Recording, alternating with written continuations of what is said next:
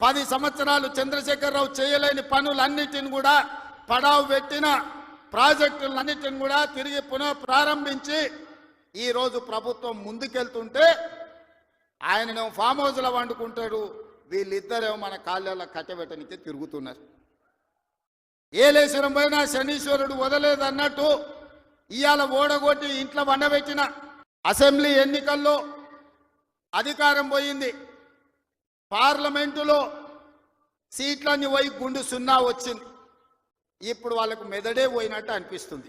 10 ఏళ్లలో నువ్వు ₹1,00,000 4 విడతలని మిత్తి కడతా అని అసలు మిత్తి కలిసి తడిసి మోపెడై రైతులు దేశంలోనే ఆత్మహత్యలలో 2వ స్థానం తెలంగాణ రాష్ట్రం వచ్చిన సంగతి చంద్రశేఖరరావు గారు మర్చిపోయినట్టున్నాడు. నువ్వు రైతు రుణమాఫీ చేస్తా అని మొదటి 5 సంవత్సరాలు ₹1,00,000 చేస్తా అని 4 విడతలని 5 ఏళ్ళని నువ్వు ఆ 1,00,000 చేసే లోపల ఇంకొక 1,00,000 మిత్తి అయింది. అసలు మిత్తి